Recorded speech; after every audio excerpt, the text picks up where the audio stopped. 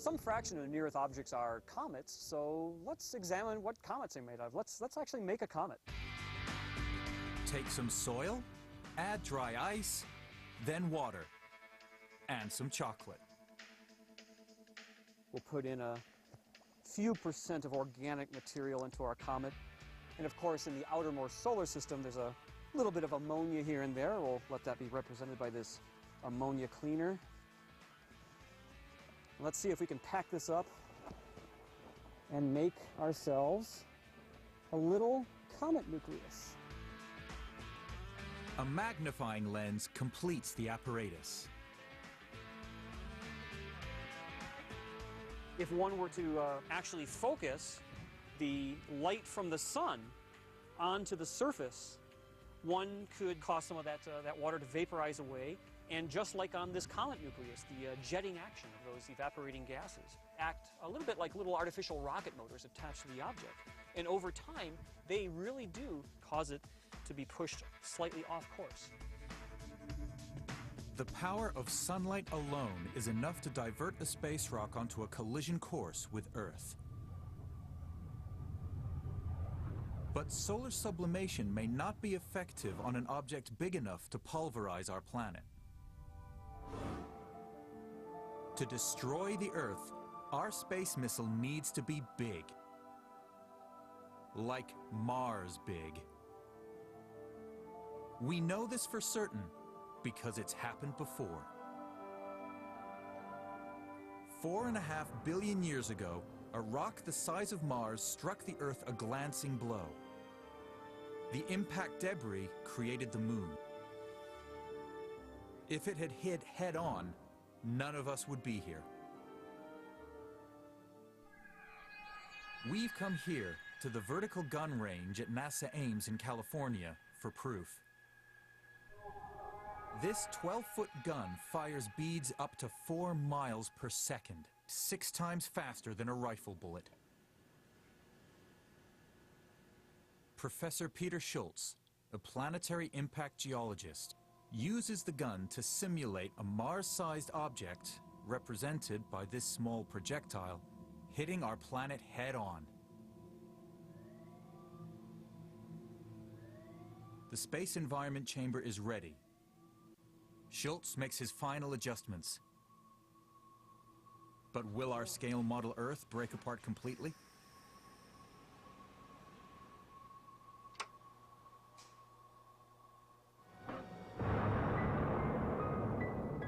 That's just glorious disaster. There's nothing left. A head-on strike, destruction guaranteed. So the things that destroy an object is going to be a combination of the size of the object, the speed of the object, and the angle. The lower the angle, the less likely it'll completely bust it apart. So to really destroy the Earth, you need something that's humongous and needs to hit straight on.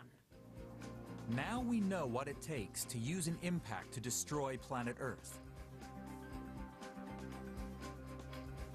Asteroids and comets are just too small. We need to move something the size of a planet onto a collision course. That's a level of technology we won't be reaching anytime soon. Now, we can move asteroids around and we can move comets around, but those are only a few miles across. The problem here is that we need something really big. Mars is about 1/3 of the size of the Earth, and even that hitting the Earth won't destroy it. We would need something almost as big as the Earth itself, something like Venus. And even then, we just don't have the technology to be able to move something that big with that kind of precision to aim it at the Earth and blow it up. Destroying the Earth with a space rock just isn't gonna happen. Perhaps the killer punch won't come from space, but from right here on Earth.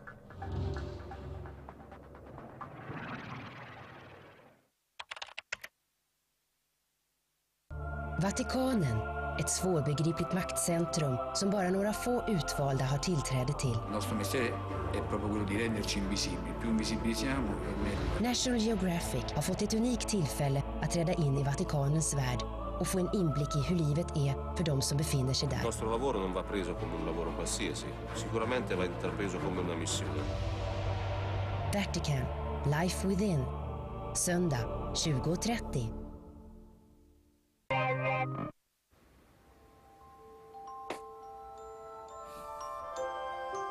Tänk om man kunde få metaller att göra precis vad man vill.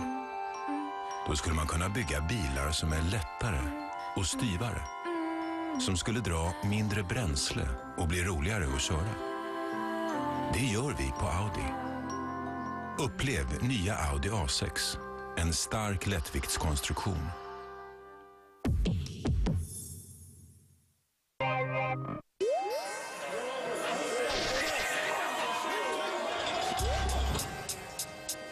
Vill du veta vad som pågår på insidan? It's a war. Här är de värsta fångarna i USA. We are in the middle of their war. It's real. It's real. It's getting sent home in a box. It's the real thing. En helt ny säsong av America's Hardest Prisons. Måndag 21:30. Han återuppstod på en söndag. Han föddes på en söndag. Det var söndag då slaget stod. Det var en söndag då de landade. Och det grundades på en söndag. National Geographic fortsätter än idag att bygga historia på söndagar. Med de mest fängslande berättelserna och de mest fantastiska bilderna. Prisbelönt filmskapande. Från världens alla 4 hörn. National Geographic Channels bästa dokumentärer. The National Geographic Sunday Specials. Söndagar från 20:30.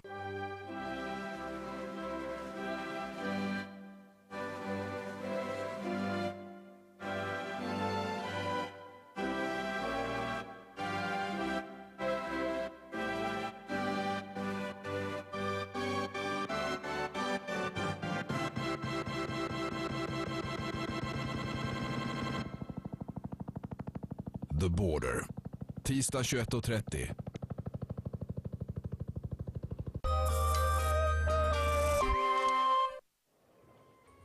Genetics, robotics, nanotechnology.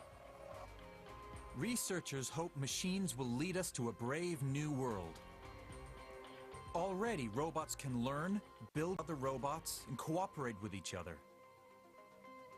It could be the beginning of a new age. It could also be the beginning of the end. Right now, we can only build robots that work with humans in control, but science is working towards machines that can think for themselves and even reproduce. Robots that can make copies of themselves without human control could one day take over the world.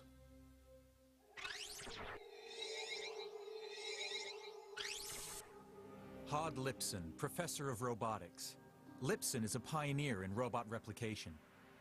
If this robot could make another robot identical to itself, and then those 2 robots can make 4 robots and so forth, these robots could fill up a space such as this here fairly quickly. Once the first replicate is made, there's no stopping the process. But first, we've got to make them.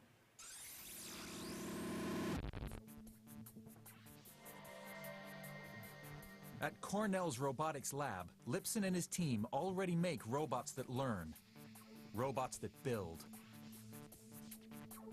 and robots that build themselves.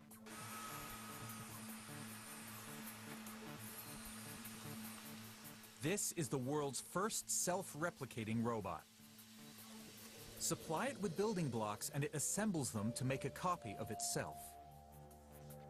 It needs Lipson and his lab techs to keep it stocked with plastic cubes. So this robot is pretty benign. To destroy the Earth, we need to develop robots that use smaller blocks and eventually individual atoms.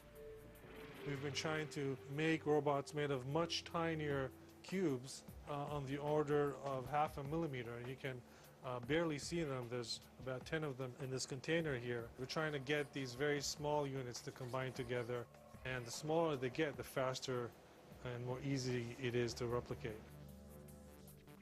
Lipson thinks that advances in robotics will revolutionize design and manufacture.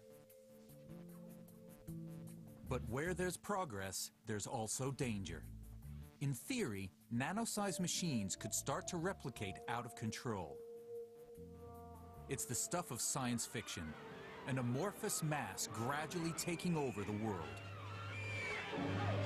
A mass of tiny machines that suffocate all life. Eventually, replicating machines are made of such small matter becomes this fluid, uncontrollable goo that's been a nightmare of sci-fi. Self-replicating nanomachines could, in theory, destroy all life on Earth. To destroy the planet itself, we need something more. To reproduce, a robot needs energy and raw materials. In other words, food. The more food there is, the more copies our robots can make. And the biggest source of food on the planet is the planet itself. The ultimate kind of self-replicating process is something that's inspired by nature. So if we can have a machine that can essentially self-replicate using resources in the environment, food and energy, then that would be a pretty big achievement. And the biggest natural resource on Earth is rock. Design a self-replicating robot that feeds on rock, and it has 6 trillion tons of food right under its feet. Some living creatures already use rock. Rock-feeding bacteria live in the Earth's crust, even several miles deep. But nature's rock eaters are good for the planet. They help form soil and keep life ticking. There's a whole suite of rock-eating bacteria that we've now uncovered on the Earth, which will go and chew up and eat and use the materials in the rocks for their sources of energy and for the sources of compounds they use to build other biologic molecules. There are literally biologic organisms that do just this, eat rock. Rock-eating, self-replicating robots. But they've got to be smart. They need to cooperate. Professor Alan Winfield, roboticist in charge of the Symbrian project, to design robots that swarm like insects. Symbrian is a 5-year project to try and build a swarm of self-assembling robots. Perhaps as many as 30 or 40 will physically join and then behave and act as a single organism. The big challenge is going to be how to get the robots to first of all decide what to be: a foot bot, or a knee bot, or a sensor bot, or a brain bot, and then work cooperatively so that, for instance, the organism can stand up and walk. Designing cooperative robots is a challenge. And that's where these guys come in. Ants are team players. Each individual works to help the colony. Maybe we can learn from ants and take that and apply it to robots. So these robots are behaving a bit like ants, a bit like social insects. Observing the real insects helps us, we think, to engineer artificial systems using the same principles. Today, these are just circuits and wires. Tomorrow, there could be swarms of cooperating robots. Ants work for the good of the colony. Machines would work for us. Robot swarms could operate in environments where large machines would fail. If this was, for instance, a search and rescue operation, and you've got perhaps 1,000 very small robots, you could tolerate a large number of those robots failing, breaking, but providing there's still a large number of them, a large proportion of the robots doing the job of search and rescue, then that's great. We can already make robots that reproduce.